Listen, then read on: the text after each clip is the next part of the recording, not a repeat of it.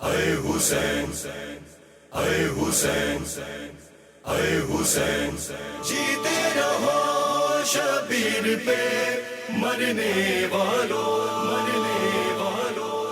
غم حسین منانے والے آباد رہے، حسین حسین منانے والے آباد رہے۔ اعوذ باللہ من الشیطان الرجیم، بسم اللہ الرحمن الرحیم۔ السلام علی الحسین وعلی علی ابن الحسین وعلی اولاد الحسین وعلی اصحاب الحسین۔ ناظرین کرام، آج 10 محرم الحرام، یوم عاشور، تاریخ انسانیت کا غمناک ترین دن۔ آج کے دن کا تعارف ہی آج کے دن کا عنوان ہے۔ ہم اپنے محترم گیسٹ سے آج یہ پوچھیں گے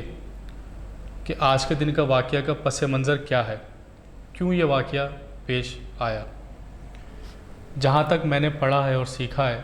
اور علماء کرام کی زیر سرپرستی، کہ تاریخ انسانیت کا سب سے غمناک ترین دن جو ہے وہ یوم عاشور ہے۔ ہمیشہ کی طرح سے آج کے ہمارے گیسٹ آغا سید زیغم علی رضوی صاحب، ہم بہت شکر گزار ہیں ان کے کہ انہوں نے عاشور کے دن ہمیں ٹائم دیا۔ آغا، یوم عاشور ہے، آج روز عاشور ہے، اور آج کے دن کا عنوان ہی جیسے میں نے کہا آج کے دن کا تعارف ہے۔ سب سے پہلے تو آپ ہمیں یہ بتائیے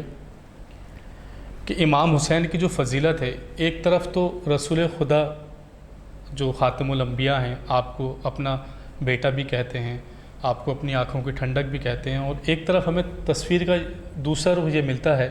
کہ دشت بیاباں میں روز عاشور آپ کو اہل حرم کے سامنے شہید کر دیا گیا۔ یہ کیسے مسلمان تھے جو نہیں سمجھ سکے؟ عظم اللہ عاشورنا وعاشرکم بمصاعب الحسین علیہ السلام۔ جی ہاں، بالکل، یہ ایک بہت ہی تلخ حقیقت ہے۔ کربلا کا واقعہ محض ایک حادثہ نہیں ہے۔ کربلا کا واقعہ کوئی ایک دن کا واقعہ نہیں ہے۔ اگر تاریخ پر نظر کی جائے تو کربلا یقیناً عبرت بھی ہے، درس بھی ہے۔ عبرت اس انداز سے ہے کہ آخر وہ کیا عوامل تھے کہ جس میں اہل بیت علیہم السلام کا اگرچہ احترام موجود تھا، لیکن اس احترام کے باوجود ان کے ساتھ یہ سلوک کیا گیا، جہاں ہم یہ دیکھتے ہیں کہ خود بی بی زہرا سلام اللہ علیہا کا احترام موجود ہے،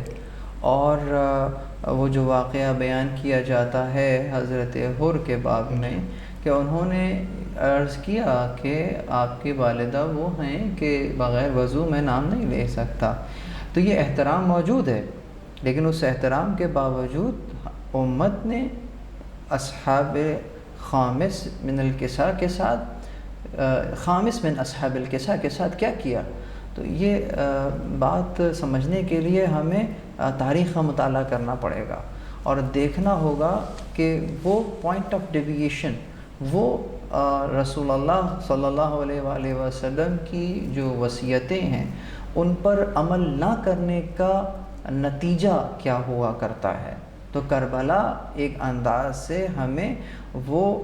نتیجہ دکھاتی ہے، وہ بھیانک نتیجہ دکھاتی ہے کہ جو معاشرے کی بے حسی کی سبب نظر آتا ہے، کہ جب معاشرے میں امر بالمعروف والنہی عن المنکر ختم ہو جائے تو اس معاشرے میں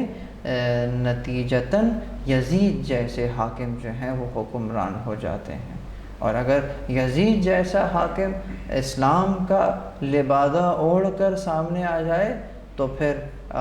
وعلی الاسلام السلام، کہ ایسے اسلام کو دور سے سلام ہے۔ یہ ذلت ہے امام حسین علیہ السلام کی نظر میں۔ اسی لیے یزید کسی شخص کا نام نہیں، یزید ایک کردار کا، ایک سوچ کا، ایک نظریے کا نام ہے۔ امام علیہ السلام نے جب تعارف کرایا تو یہی کہہ کے کرایا تھا نا کہ یزید کون؟ شارب الخمر قاطع النفس المحترمہ، کہ وہ یزید جو ہے وہ شراب خور ہے، وہ نفس محترم کا قاتل ہے۔ اور یہ اوصاف بیان کرنے کے بعد پھر اپنی اوصاف بیان کرتے ہیں۔ وَنَحْنُ أَهْلُ بَيْتِ النَّبُوَّةِ وَمَعْدَنُ الرِّسَالَةِ مَا اخْتَلَفَ الْمَلَائِكَةُ وَمَحْبَةَ الْوَحْيِ وَالتَّنزِيلِ، یہ بیان کرنے ہم اہل بیت نبوت ہیں، نبوت کے اہل بیت ہیں، اور قاتل نفس یہ جو آپ کے ہمارے مقابل پہ جو قاتل نفس المحترم ہے، اس کے مقابلے پہ ہم رسول اللہ صلی اللہ علیہ وآلہ وسلم کی جو تعلیمات ہیں ان پر عمل پیرا ہونے کا نام ہی حسینیت ہے، اور اگر اس سے ڈیویٹ ہوتے ہیں، ان سے ہٹ جاتے ہیں، تو نتیجہ یزیدیت کی صورت میں نظر آتا ہے۔ بہت خوب آغا بھی آپ نے جیسے بتایا یزیدیت اور حسینیت، تو واقعہ کربلا کے بعد دو کردار سامنے آئے، ایک نیگیٹو پرسنالٹی، ایک پازیٹیو پرسنالٹی، اور یزیدیت کا تو نام و نشان ہی نہیں ہے، لیکن حسینیت جو حسین کا نام ہے وہ حق کا استعارہ ہو گیا، نام حسین حق کا استعارہ ہو گیا، جیسے بقول شاعر کہ یزید وہ جو ذلتوں کا نام ہو گیا، حسین وہ جو مرضی خدا خرید لے، یزید وہ جس کا کوئی نام بھی نہ لے۔ اور یہ ایک عجیب بات سامنے آئی کہ یزید زندہ رہ کے مردہ باد ہو گیا اور حسین سر کٹا کے زندہ باد ہو گیا۔ اس لیے کہ کربلا جو ہے وہ فقط ایسا نہیں ہے کہ کوئی اقتدار کی جنگ ہے، کربلا اقدار کی جنگ ہے، اقدار کی جنگ ہے، جس کو آپ اقدار کہتے ہیں، قدر کہتے ہیں، تو قدر کی جنگ ہے، یعنی کہ جو ہیومن ویلیوز ہیں، جو کہ اصلاً اسلامک ویلیوز ہیں، ان کی جنگ ہے۔ اس کو اگر ایک شعر میں بیان کر دیں تو گھوڑے تو دوڑے لاشے شبیر پہ، مگر تاریخ نے یزید کو پامال کر دیا۔ بے شک، تو اہل بیت علیہ السلام نے ہمیں کربلا میں یہ درس دیا کہ عزت وہ نہیں ہوتی جو تم سوچ رہے ہو، نہیں، خدا کی راہ میں اگر قدم اٹھایا ہے تو اس راہ میں اگر کوئی تمہارے ساتھ یہ کرتا ہے تو وہ خود ذلیل ہو جائے گا، خود رسوا ہو جائے گا، تمہیں خدا رسوا نہیں ہونے دے گا، تمہارے ذکر کو باقی رکھے گا۔ یہی جملہ ابھی آپ نے پوچھا تو ایک جملہ میرے سامنے بی بی زینب سلام اللہ علیہا کا وہ جملہ آ رہا ہے جو دربار یزید میں کہہ رہی ہیں، قد کہہ جو کر چکا ہے اور کر لے، خدا کی قسم تو ہمارے ذکر کو مٹا نہیں سکے گا۔ یہ جملہ خود ایک معجزہ ہے، اس کو سمجھنا آپ کے اور میرے لیے بہت مشکل ہے۔ کیوں؟ دیکھیے آج کے دور کے اندر آپ کے پاس میڈیا ہے، آپ کے پاس جو ہے وہ ذرائع ابلاغ موجود ہیں، ایک خبر ایک لمحے میں دنیا کے ایک کونے سے دوسرے کونے چلی جاتی ہے۔ ذرا اپنے ذہن کو لے جائیے 1400 سال پہلے 61 ہجری میں لے جائیے نا، اور پھر دیکھیے کہ دربار میں ایک خاتون ہیں جو اسیر ہیں، جن سے چادر جو ہے وہ چھین لی گئی ہے، اور ان کے بھائی کو، ان کے بیٹوں کو اور قتل کر دیا گیا ہے، اسیر ہیں، اور اس اسارت کے اندر جو ہے وہ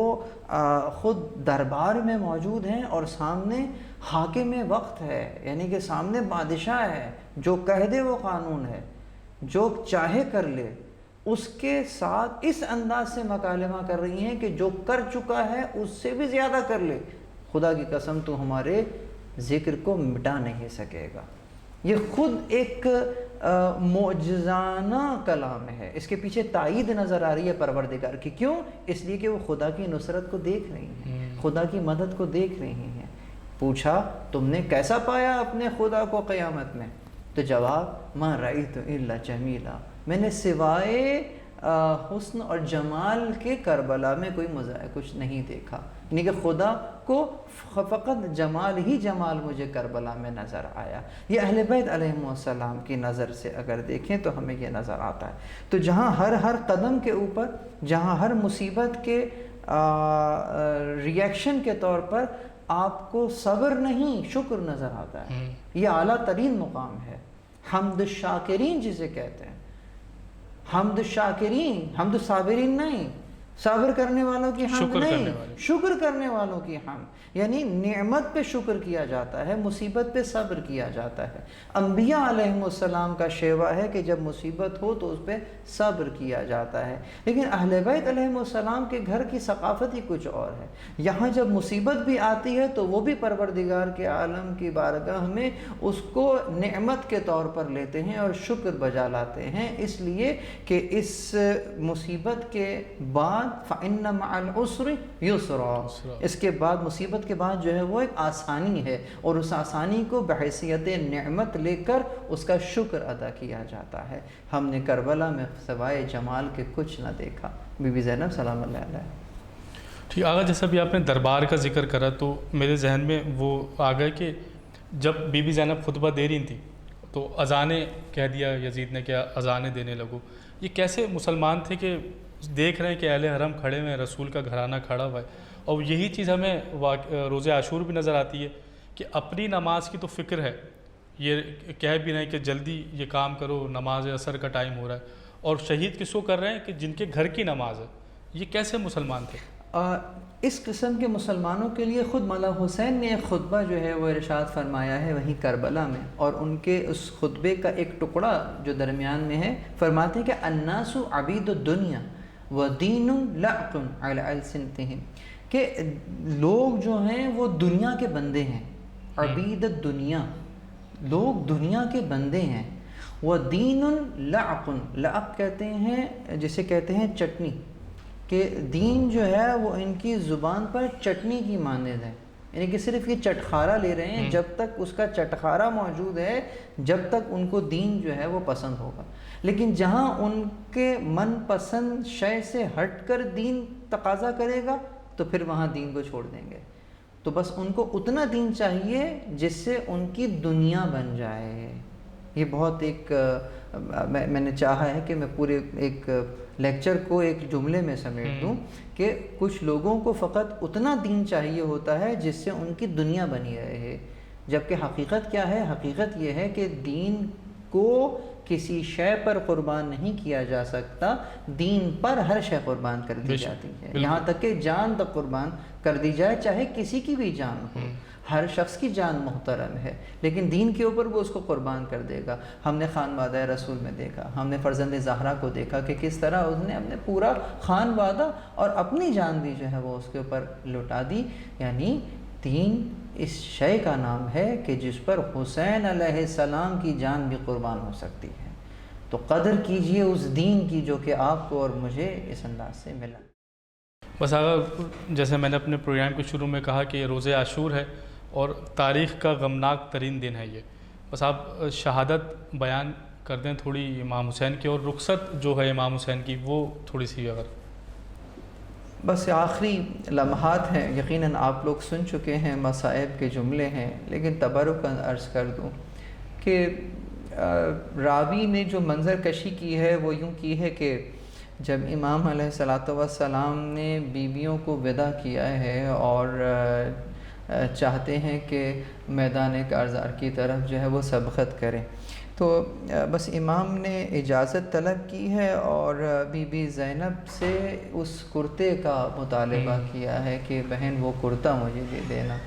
بس وہ کرتے کا مانگنا تھا کہ بی بی زینب کی آنکھوں سے آنسو روا ہو گئے اور کہا کہ بس بھیا میں سمجھ گئی کہ آپ کہاں جا رہے ہیں، کہ اماں جو ہے وہ اس کرتے کو سیتی جاتی تھیں اور کہتی جاتی تھی کہ جب حسین اس کرتے کو طلب کریں تو سمجھ جانا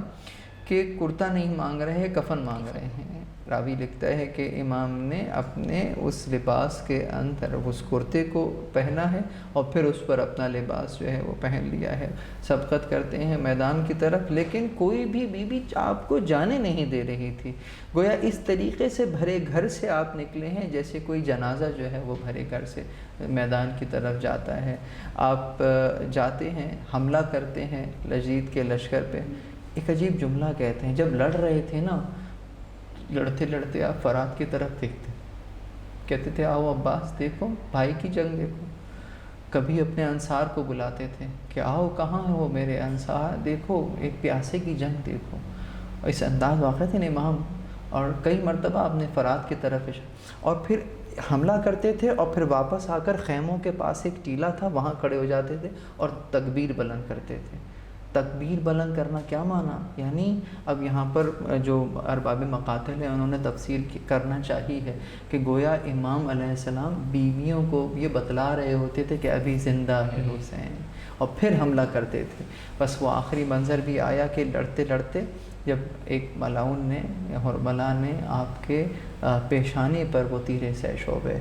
کہ جس سے آپ کو گھوڑے سے گرایا گیا ہے، بس وہ آخری وقت، آخری منظر ہے، بالکل یہ وقت نہیں ہے، وقت تمام ہے۔ جب گر رہے ہیں گھوڑے سے تو وہ تاریخ میں زیارت ناحیہ کے جملے ہیں کہ سلام ہو اس لاشے پر کہ جو کہ نہ زین پر ہے نہ زمین پر، تیروں پہ معلق۔ اور ارباب مقاتل نے لکھا کہ اس عالم میں بھی حسین علیہ السلام وہی مقام شکر کی بات آ رہی ہے، وہی نعمت کے شکر کہ چاہتے ہیں کہ سجدہ کریں، اب تیروں پہ معلق ہیں، سجدہ کرنا چاہتے ہیں، تو حسین علیہ السلام نے اپنے آپ کو زمین کی طرف، یعنی جو تیر سامنے سے پیوست ہوئے تھے وہ پشت سے نکل گئے، اس عالم میں آپ سجدہ ریز ہیں کربلا کی تپتی ہوئی زمین کے اوپر۔ بس آخری منظر ہے یہاں، بی بی زینب سید سجاد کو جگاتی ہیں کہ سید سجاد غشی کی عالم میں ہیں، دیکھیے اب خبر لیجئے، بس خیمے کا پردہ ہی اٹھاتے ہیں، السلام علیکہ یا ابا عبداللہ، السلام علیکہ یا ابن رسول اللہ۔ کیا دیکھا؟ نیزے پہ سر بلند۔ ہم نے یہ دیکھا کہ اس منظر کو مطلب ایک باپ اور بیٹا، یہی کہا نا، ایک بیٹے نے اپنے باپ کو نہیں، بیٹا اور باپ کا مسئلہ نہیں ہے، السلام علیکم یا ابا عبداللہ، یعنی کس کو؟ امام زمان کی زیارت ہو رہی ہے، یعنی کہ ایک امام کے اطاعت گزار نے اپنے وقت کے امام کو اس انداز سے شہید ہوتے دیکھا۔ اس سے بڑی مصیبت ایک ناصر امام کے اوپر نہیں ہے۔ آج کا دن، عاشور کا دن ہمیں یہ یاد دلاتا ہے، یہ اس بات کی طرف آمادہ کرتا ہے کہ ہم نے اپنے وقت کے امام کو تنہا نہیں رہنے دینا ہے۔ زیارت کا ایک جملہ ہے، اللہم لعن دفعتکم عن مقامکم، یعنی کہ لعن اللہ امتا دفعتکم عن مقامکم وازالتکم عن مراتبکم التي رتبکم اللہ فیہا، کہ اس امت پر لعن ہو کہ جس نے آپ کو اس مقام سے ہٹا دیا کہ جو اللہ نے آپ کو دیا تھا، اس مرتبے سے گرا دیا کہ جس مرتبے پر خدا نے آپ کو فائز کیا تھا۔ تو یقیناً امام زمان علیہ السلام کو اگر اس کے مقام سے ہٹا دیا جائے تو مستحق اعلان قرار پائیں گے، اور اگر ان کو اس کے مقام کے اوپر رکھ دیا جائے تو یقیناً یہ قابل تحسین عمل قرار پائے گا۔ آج روز عاشور گزرا ہے، اس پر آپ امام زمان علیہ السلام سے یہ عہد کیجئے کہ یا امام زمان، ہم آپ کو تنہا نہیں چھوڑیں گے کسی میدان میں بھی، آپ کا کیا جانے والا ہر فعل جو کہ امام کے ظہور کے لیے زمینہ سازی کر رہا ہے، تو سمجھ جائیے کہ آپ اپنے ملک میں، اپنے شہر میں نہیں، کربلا میں موجود ہیں، امام حسین کے خیمے میں موجود ہیں۔